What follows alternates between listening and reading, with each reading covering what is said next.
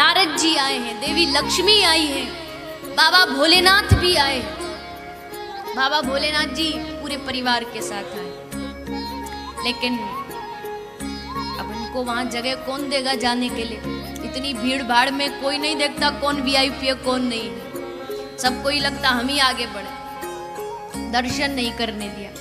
बाबा जी ने सोचा अब तो दर्शन नहीं हुआ, चलो कोई बात नहीं, दोबारा दर्शन करने आएंगे। तो बाबा भोलेनाथ दोबारा दर्शन करने आए। कब? जब भगवान 4 दिन के थे। बड़ा अद्भुत वर्णन है, ध्यान से सुनिएगा। आज ठाकुर जी 4 दिन के हैं, 4 दिन का लाला है, बड़ा सुंदर रूप है। भोलेनाथ जी पहुंचे, आकर के मैया के द्वार पर सबसे पहले कैलाश से निकले हैं बाबा भोलेनाथ। कैलाश से निकल ही रहे थे कि इतने में ही पार्वती जी ने आवाज दिया, अरे अजी कहाँ जा रहे हो?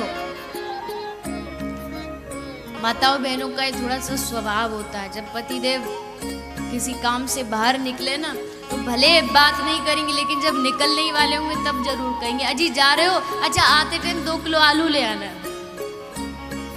तो चलते टाइम मैया टोकती जरूर है। तो भोलेनाथ जी बोले कहीं नहीं, वो क्या है ना,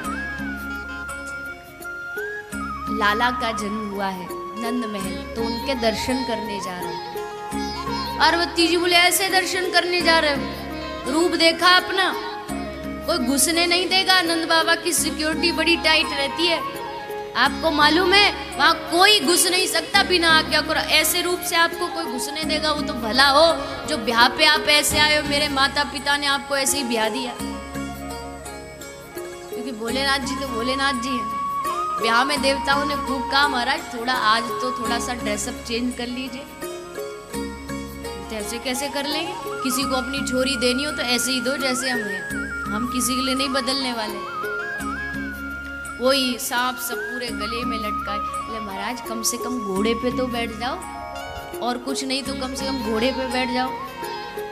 बाबा भोलेनाथ कहते हमको घोड़े वोड़े की जरूरत नहीं, हमारा नंदी है, यही हमारा साथी और यही अंत तक साथ देगा, हम तो इसी पे बैठ के जाएंगे। नंदी पे बैठ गए, और नंदी पे भी बैठे उल्टा मुंह करके, इधर की तरफ मुंह करके, और बारात लेके जा रहे। देवताओं ने सोचा कि अजीब, ये तो शंभू हैं, इनको तो ना सम्मान से मतलब ना अपमान से, लेकिन अपमान तो हमारा होगा कि देखो देवता किसकी बारात में आए। इसलिए देवताओं ने क्या किया, बोले ये पीछे आते रहेंगे, हम सब पहले पहुंच जाते, और दूल्हा को छोड़ के ही सारी बारात आगे बढ़ गई। बाबा भोलेनाथ ने देखा ये तो छोड़ के चले गए हमको, अब हमारी बारात का क्या होगा? भोलेनाथ जी ने कहा चिंता मत करो, हमारे पास बारातियों की कमी नहीं। उठाया डमरू और एक बार बजाया, डमरू बजाते ही दुनिया में जितने शमशान के भूत प्रेत हैं सब बाबा भोलेनाथ के सामने प्रकट हो गए। बोले कहिए महाराज, बोले कहिए नहीं, तैयार हो जाइए, बारात में चलना है। बोले महाराज हम तो तैयार हैं एकदम। और कैसे तैयार है? कोई है किसी का मुंह ही नहीं है, कई है किसी के 4-4 हाथ हैं, किसी के 10-10 पांव हैं। ऐसी अद्भुत बारात बाबा भोलेनाथ चल पड़ी। अब जैसे पहुंचे, बारात पहुंची हिमालय राजा के घर, तो सारी सखियां और सारी माताएं बाहर खड़ी थी आरती थाल लेके। बोले बारात आ रही है, दामाद जी आ रहे होंगे। सबसे पहले बारातियों की लाइन में चल रहे इंद्र देवता। लगा अरे वाह वाह वाह क्या बात है, कितना सुंदर दामाद मिला है, इसका रूप तो देखो। देवता बोले नहीं जी नहीं, ये दामाद जी नहीं, ये दामाद जी तो पीछे आ रहे हैं, ये तो दामाद जी के दास हैं। सखिया बोली जब दास इतना सौंदर्यवान है तो मालिक कितना होगा? तो बोले चिंता मत करो, आ ही रहे, देख ही लेना आप, वो भी बस पीछे बस पहुंचने ही वाले हैं। फिर आया कामदेव, बड़े बड़े सौंदर्य को पछाड़ दे ऐसा कामदेव। फिर आरती की थाली लेके खड़ी हो गई मैना जी कि दामाद जी आगे। दामाद बोले ये भी नहीं है दामाद जी, ये तो बस उनके यहाँ थोड़ा बहुत कोई झाड़ू पोछा का काम कर लेते हैं, बस इससे ज्यादा कुछ। अच्छा अब तो बस बस आ जाए दामाद जी कैसे भी, एक बार झलक देख ले कैसे दामाद जी। नारद जी ने ऐसा कौन सा अद्भुत दामाद बता दिया हमें। नारद जी ने ही विवाह का प्रस्ताव रखा था। अब देवताओं की बारात खत्म हुई और भोलेनाथ जी की बारात हुई चालू। डम डम डम डम करते करते सारे पहुंचे। बोले दामाद जी कहाँ है? बोले दामाद जी वो देखो नंदी पे उल्टे बैठे। दामाद जी से कहिए उतरे तो सही। दामाद जी उतरे और उतर के सासू जी के सामने आए और जैसे मैना ने देखा कुछ बोल नहीं पाई और बस आरती की थाली हाथ से छूट गई और वहीं की वहीं बेहोश हो गई। ये नारद ने क्या, भोलेनाथ जी झांक के देख रहे हैं। साइड वाले से पूछते हैं माता जी कौन है? ये माता जी नहीं आपकी सासू जी हैं। बाबा बोले सासू कौन सा पदार्थ होता है? ले बाबा पूछो मत, बड़ा अद्भुत पदार्थ होता, आपको इन्हीं से लेना देना, आगे यही अपनी छोरी देंगे। अपने ब्याह में ये नहीं बदले।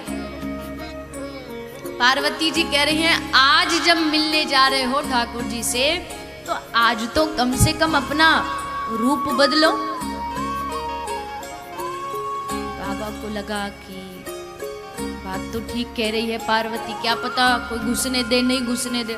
बाबा ने तुरंत कपड़े बदले, धोती पहनी, पगड़ी बांधी, गले में मोतियों की माला पहनी। चलने ही वाले थे कि तभी अपने गले से नाग उतार रहे थे, तभी एक नाग फुसफुसा के हाथ जोड़ करके कहता बाबा जी एक प्रार्थना है, कहूँ अगर आपकी आज्ञा हो तो। बाबा जी बोले हाँ बिल्कुल कहिए, क्यों नहीं। बाबा जी छोटी मुंह बड़ी बात है, लेकिन देखो हमने एक बात सुनी है संतों के मुख से कि जब भगवान के सामने जाओ ना भगवान का दर्शन करने तो दिखावा नहीं करना चाहिए, जैसे आप हो वैसे ही जाना चाहिए। और हो कुछ और बन के कुछ और जाओगे तो महाराज उससे तो कोई लाभ नहीं। बाबा भोलेनाथ बोले वाह मेरे बेटे, ये तू ही मेरा सच्चा साथी और मैं तुझे ही छोड़ के जा रहा हूँ, ऐसे कैसे जा सकता हूँ। बोले बिल्कुल नहीं बिल्कुल नहीं। ये तो पार्वती की बातों में फंस गया। तुरंत अपने वो कपड़े उतारे और वही भस्म लगा के मुंडों की माला पहन के और बाबा एकदम तैयार। अब तो यही रूप में जाएंगे, दर्शन करा दे तो करा दे, नहीं कराए तो वो जाए। और लेके अपना त्रिशूल बाबा भोलेनाथ आ गए मैया के घर और आकर के जोर जोर से आवाज लगाई अलख निरंजन अलख निरंजन, अरियो मैया दरवाजा खोल दरवाजा खोल। मैया को लगा कोई द्वार पर साधु आए। गोपी को कहा, दासी को कारी जरा जाइयो देखियो कौन बाबा जी आयो द्वार पे। गोपी दौड़ के गई, जाके देखा, बोला मैया ये कैसो बाबा जी आयो, ना भूतो ना भविष्यति, ना कभी देखो होगो मैया तेने ना कभी देखेगी। ऐसो कौन सो बाबा जी आगो। बोले मैया तू ही चली जा। मैया बड़े भाव से गई, द्वार पर संत आए घर में तो इससे बड़ा क्या हो सकता। मैया पहुंच गई और जैसे मैया बाहर गई बाबा का दर्शन किया, बस मैया खड़ी खड़ी कांप रही है। बोले बाबा जी कहाँ ते पधारे हो? बोले मैया बड़ी दूर से आए हैं, हिमालय की गुफा में ते आए हैं। अच्छा बाबा जी कहाँ लोगे? भोजन पाओगे कि सोना लोगे कि चांदी लोगे, कहाँ लोगे? बोली अरे मैया तो को हमारे स्वरूप पे देख के लग रहे हो कि हमको सोने चांदी की जरूरत है। अरे मैया हमको सोने चांदी की आवश्यकता नहीं, तो फिर बाबा कहाँ चाहिए? ले मैया मैं तो बड़ी दूर से तेरे लाला को दर्शन करने आया। मैं तेरे हमने सुनो है तेरे घर लाला भयो है, एक बार वाको हमको दर्शन करवा दे। मैया ने कही कहा बाबा आपके कहियो कहा मांगने आयो तू? बोले मैया मांग नहीं रहे हो, तेरे लाला के दर्शन की इच्छा लेके आए। मैया बोली बाबा देख तू जो कहेगो मैं तो को दे दूंगी, तू कहेगो मोकू मैया एक बड़ो महल दे दे तो बाबा महल भी दे दूंगी, पर अपने छोरा के दर्शन नहीं करवा। बाबा बोले नहीं कराएगी, क्यों नहीं कराएगी? मैया बोली बाबा तेने अपनो रूप देखो है, तेरे रूप पे देख के वो 80 बरस की बूढ़ी डोकरी डर लग रहे है, तो मेरे 4 दिन के छोरा की का हालत होगी। इतनो छोटो सो लाला और तेरे सामने लाऊं, कहा पतो तेरे गले में ते कोई सांप सपूरो उतर के मेरे छोरा पे चढ़ गयो तो। अरे मैया तू नहीं जाने, तेरो छोरा ऐसो वैसो नहीं है, सांपन ते नहीं डर पे वो। अरे मैया वो तो सांप पे सोवे है। और कहा बताऊं मैया, आगे भविष्य में चल के तो वो 100 पनवारे सांप के ऊपर नाचेगो। सांप तो वाके वश में रहे। मैया बोली बाबा मेरो छोरा जो है ना ग्वारिया को छोरा है, सपेरा को छोरा नहीं है कि सांपन पे नाचेगो। और वैसे भी बाबा है सके तेरे जहाँ तू आयो है, जहाँ लाला ते मिलने आयो है, शायद तू गलत एड्रेस पे आ गयो, कहीं और जानो चाहिए तो। क्योंकि मेरे घर में जो लाला रहे ना वो सांप वापन ते नहीं खेले, वो तो 4 दिन को लाला है। भूख लगे तो रोवे, हंसे, बात करे, तो बाबा लगे तू गलत जगह आ गए। बाबा बोले नारी मैया मैं गलत जगह नहीं आयो, एकदम सही जगह आयो, तेरे लाला के दर्शन करने आयो हूं। मैया बोली या ब्रज में बहुत लाला है, जा काई के भी दर्शन कर ले। बाबा बोले ना दर्शन तो तेरे ही लाला के करूंगा। मैया बोली देख बाबा तू हमको जाने नहीं है, हम बड़ी हटीली अम्मा हैं, एक बार अगर जिद कर ली ना तो फिर हमारी बात से हम हटेंगी नहीं। बाबा बोले तो मैया तू भी हमको नहीं जाने, हम भी बड़े हटीले बाबा हैं। एक बार तेरे आंगन में धूनी रमा के बैठ गए ना तो सब दास दासियों को भी लगा दे तो भी हटेंगे नहीं। मैया यशोदा बोली बाबा तू धूनी रमा च धूना रमा, मैं तो को दर्शन नहीं करवाऊंगी। बाबा बोले कब तक नहीं कराएगी, कभी तो अपने छोरा को बाहर लेके आएगी दरवाजे पे ते तब देख लूंगो। मैया बोली मेरे घर में एक नहीं कितने दरवाजे कितने द्वार है, कहीं ते भी ले जाऊंगी, पर जहां तू बैठे होगा वहां ते नहीं लेके जाऊंगी। बाबा बोले अपने छोरा को खेलवे तो बाहर भेजेगी? बोले नहीं भेजूंगी, या के ग्वाल वालन को घरन में ही बुला लूंगी, पर तो दर्शन नहीं कराऊंगी। बाबा बोले अपने छोरा को ब्याह तो करेगी, ब्याह करेगी, छोरा घोड़ी पे तो चढ़ेगो, तब तो बाहर निकालेगी घर से, तब दर्शन कर लूंगो। मैया बोली छोरा क्वारो रख लूंगी, पर तो दर्शन नहीं कराऊंगी। बाबा बोले बड़ी हटीली अम्मा है, हम तो सोचे हम ही हैं जो कछे, पर ये तो हमारी गुरु है। अच्छो तुम्हें हम भी यहीं बैठे, जब तक दर्शन नहीं कराएगी हटेंगे नहीं, अंतिम सांस तक मर जाएंगे पर यहाँ से हटेंगे नहीं। मैया बोली बैठो रहे, मैं अपनो काम धंधो संभालू। और मैया भीतर चली। भोलेनाथ जी ने सोचा कि तो गड़बड़ है, मैया तो पूरी एकदम पूरे रोल में है, ये तो दर्शन नहीं कराएगी। फिर सोचा कि चलो जिनसे मिलने आए हैं थोड़ा सा उनसे भी तो अप्रोच लगा लें, कुछ क्या पता काम ही बन जाए।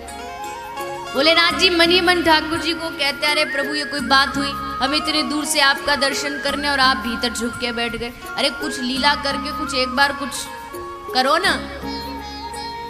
अब बेचारे ठाकुर जी बीच में फंस गए, एक तरफ मैया एक तरफ बाबा, किसकी माने।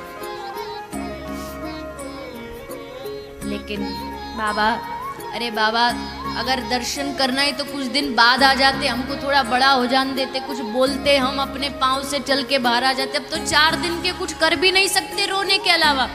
बोले हाँ प्रभु बस यही कर दो, यही करो, यही नाटक आपका सबसे बढ़िया रहेगा।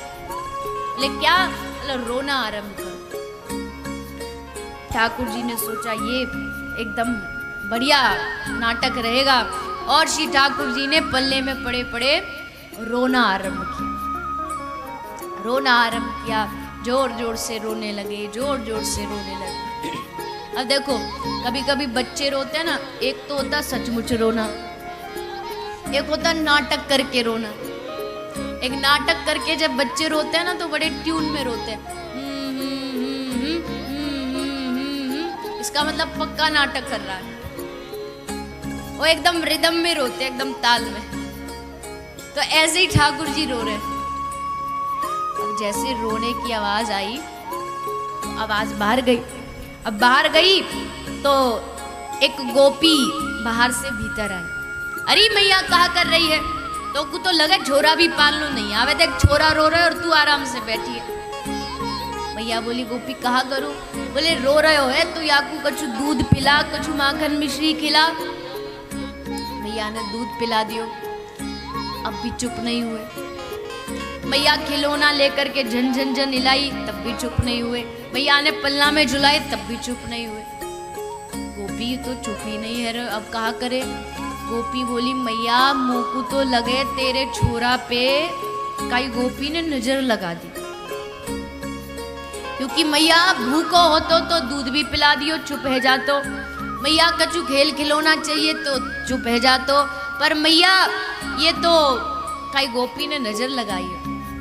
मैया बोली अब कहा करे? कहा करे का नजर उतारो या की? बोले कैसे नजर उतारे? बोले जा रसोई थे वो लेके आ, राई नून लेके आ भीतर के। मैया गई, नमक लाई, राई मिर्ची लाई और लाला की नजर उतारी। आए की पलाए की, अड़ोसन की पड़ोसन की, भूतनी पिशाचनी, यहाँ की वहाँ की, इधर की उधर की, सब मेरे लाला के ऊपर से उतर जा। अब नजर उतारी। अब नजर उतारने के बाद तो कान्हा कम रोने चाहिए, पर ये और उल्टा डबल हो गए और जोर जोर से रोने लगे। गोपी अब कहा करे, ये तो अब भी चुप नहीं हुए। और गोपी नए नए आइडिया देती जा रही है। बोली मैया देख दूध भी पिला दियो, तब भी चुप नहीं भयो। या को खिलौना भी दियो तो भी चुप नहीं हो। नजर उतारी तो भी चुप नहीं भयो। अब तो मैया वो पक्की पतो चल गई बीमारी कहाँ है। मैया बोली कहा बीमारी है? बड़ी भयंकर बीमारी है मैया। अरे पर बीमारी है का? बोले मैया मोकू तो समझ आ गई या के ऊपर कोई भूतनी चढ़ गई। और मैया अब आप भूतनी को उतारवे के खातिर जब तक प्रयास नहीं करोगी तब तक ये छोरा चुप नहीं होगा। अरे गोपी भूतनी चढ़ गई है तो भूतनी कैसे उतरेगी?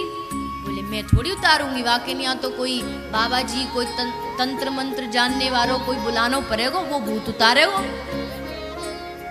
तो गोपी अब कौन को बुला के लाए? मैं तो काय को जानू नहीं हूँ, भूत प्रेत मो तो पतो भी नहीं कैसे रहे। गोपी बोले मैया टेंशन मतलब मैं हूं ना, अभी काय को बुला के लाती हूँ। तुरंत घर से निकली थी कि दरवाजे पर बाबा भोलेनाथ धूना रमा के बैठे। गोपी ने देखी, नजदीक गई। बाबा का रूप भी कुछ तंत्र मंत्र जैसा ही है, तो जाके पूछी बाबा एक बात बताओ, तुमको भूत उतारने आते हैं? बाबा बोले पहले ये बताओ किसको चढ़े, उस पे डिपेंड करता है।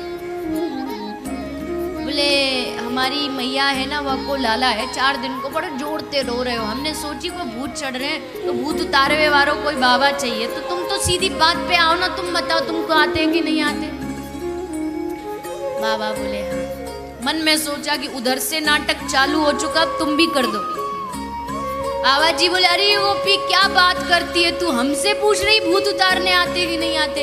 अरे गोपी मेरो तो नाम ही भूतनाथ है, मैंने ऐसे बड़े बड़े भूत उतारे हैं तेरे छोरा के ऊपर, इतनो कोई बड़ी बात है? अभी लेके आए, एक चुटकी बजाएंगे और सब भूत उतर जाएंगे। गोपी राजी हो गई और खुश होती होती मैया ओ मैया बाबा जी मिल गए हो, भूत उतार देगो, एक मंत्र पढ़ोगे और सब भूत प्रेत उतर जाएंगे। और कौन सो बाबा जी? बोले मैया कहीं जाने की भी जरूरत नहीं पड़ी, यहीं तेरे आंगन में बैठे हो। मैया बोले ले कराई काम खराब, मैं कब ते बातें लड़ रही हूँ, दर्शन नहीं कराऊंगी नहीं कराऊंगी नहीं कराऊंगी, और तू वाकू जाके क्या ही के छोरा के भूत उतार दे। तेने वाको रूप देखियो है, कैसो रूप है वाको? गोपी बोली मैया तो वाके रूप ते कहा लेनो देनो, तू जाके लाला को लेके गोद में दूर ठाड़ी है जाइयो, नजदीक मत जाइयो, और बाबा दूर ते ही मंत्र फूंक देंगे और तेरो लाला एकदम स्वस्थ है जाए। अब तो को बाबा अपनो अहम ज्यादा प्यारो है या लाला को स्वास्थ्य ज्यादा प्यारो, बता? भैया बोली मोको तो लाला प्यारो, तो बस फिर ले अपनी गोद में लाला को और चल मेरे साथ बाहर, डर मत, दूर जाके ठाड़ी है जी। माँ यशोदा लाला को गोदी में उठाई, ऊपर से काला कपड़ा ढक दी, कहीं छोरा को, बड़ी भोली है मैया, बड़ी भोली है, ढक करके चल पड़ी। आगे बढ़ती बढ़ती डर डर के बढ़ रही है और डरती जा रही है, बढ़ती जा रही है। गोपी पीछे से मैया को आगे बढ़ा रही है। वहां भोलेनाथ खड़े हैं, यहाँ ठाकुर जी खड़े, और जैसे ही बाबा भोलेनाथ ने ठाकुर जी को देखा और श्री बालकृष्ण लाल ने बाबा भोलेनाथ को देखा, और जैसे नजर से नजर दोनों की मिली, मिलते ही श्री ठाकुर जी ने रोना बंद कर दिया, एकदम रोना बंद कर दिया। क्या बोली, लगे बाबा जी जानकार तो है, इतनी दूर से ही मंत्र फूके और छोरा चुप कर दियो। अब मैया को थोड़ा सा और इच्छा जागी और नजदीक जाने की, और नजदीक चली गई, बाबा के और पास गई और पास गई। माँ यशोदा मैया से पूछ रही है, मैया बाबा को दर्शन कराती है। बाबा ने दर्शन किया, दर्शन करने के बाद बोलते हैं कि मैया तेरे छोरा के ऊपर ते भूत सब प्रेत सब उतर गए।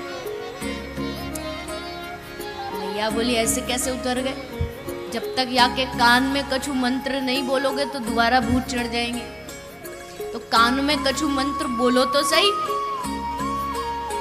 बाबा भोलेनाथ ने कान में मंत्र बोला, और जैसे मंत्र बोला श्री ठाकुर जी जोर जोर से खिलखिला करके हंस दिए।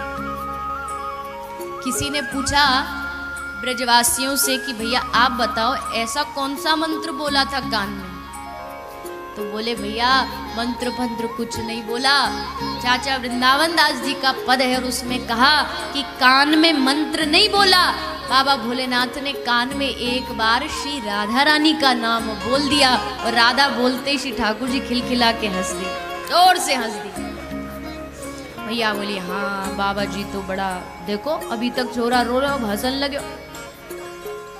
मैया की इच्छा और बड़ी। अच्छा बाबा एक बात बता, भूत तो पे उतारने आवे, पर तो को हाथ देखनो आवे, भविष्य बतानो आवे? मैया ना ऐसी होती है, एक काम में 10 काम करना चाहती है। कोई एक आयोजन हो, एक कार्यक्रम हो, उसमें एकादशी का उद्यापन भी कर लेंगी, उसमें गृह प्रवेश भी कर लेंगी, एक ही काम में सब हो जाए, ऐसा कुछ महाराज मुहूर्त बता दो। तो यहाँ पूछ रही है बाबा से, बाबा अच्छा भविष्य देखना आता है? बाबा बोले क्यों नहीं आता, किसका देखना है? बोले लाला को देखना। बोले वाकई ताई तो लाला को मेरी गोद में देना पड़ेगा। मैया बोली ऐसे कैसे, तेरी गोद में कैसे दे दूंगी? बाबा बोले तो ठीक है मत दो, हम चलते हैं। बोले ना ना ना ना बाबा रुक जा, तेरी गोद में दे दूंगी, पर देख बाबा जरा संभाल के, अपने नागन ने थोड़ा संभाल के रख, समझा के रख।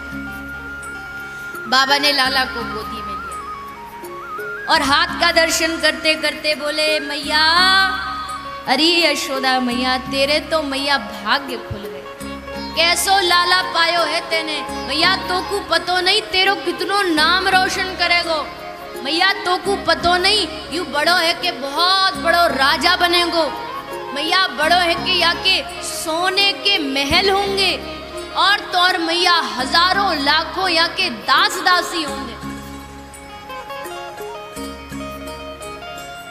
मैया बोली बाबा मैंने तो को काम की बात पूछी और तू कहा उल्टी सीधी बात बता तो जा रहे हो। अरे राजा बनेगो, नाम रोशन करेगो, बड़ो होगो, महल बनाएगो, तो वो तो या के नहीं होगो, मेरे निया का होगो, मेरे निया भी तो कुछ बता। बाबा बोले भैया तू बता, तो को तेरे निया कहा चाहिए? बोले मोको तो बस इतना बता दे कि मेरे घर बहू कब आएगी, मेरे लाला को ब्याह कब होगा। बाबा बोले 4 दिन को तेरा छोरा है, अभी यहाँ पे आँख खोलनी आवे नहीं और तो बहू की पड़ी है। बोले ना ना बाबा अब देखना यू कालो कलूटो सो है, तो सारी ब्रज की गोपी कहें कि यहाँ को कोई अपनी छोरी नहीं देगो। तो बाबा तू ही बता, अब छोरी नहीं, अब मैंने तो कितने सपने सजाए, बहू आएगी मेरे पाम दबाएगी, मोकू रोज नए नए व्यंजन खवाएगी, और बाबा बताना यहाँ को ब्याह होगो भी के नहीं होगो, यहाँ के हाथ में ब्याह की रेखा है के नहीं है? बाबा ने हाथ देख करके मैया को बता रही, मैया कैसी बात करती है तू, या के हाथ में ब्याह की रेखा है कि नहीं है पूछ रही है। अरे मैया या के हाथ में इतनी लंबी ब्याह की रेखा है कि यहाँ तक नहीं समा रही।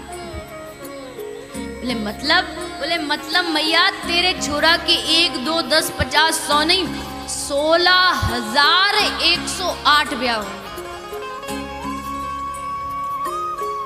जैसे मैया ने सुनी तो बस वहीं खड़ी की खड़ी। बाबा बोले कहाँ सोच रही है मैया? बोले बाबा न्यू सोच रही हूँ, अगर दिवाली वाले दिन मेरी सबरी बहू मेरे पाम छीने खट्टी आ गई तो मेरी क्या हालत होगी। बाबा वहीं बैठे बैठे मेरे तो 16,108। अरे बाबा काय को पागल बना रहे हो? या कलुआ को तो एक बहू नहीं मिलेगी, तू 16,108 की बात कर रहे हो? कौन देगो या को अपनी छोरी?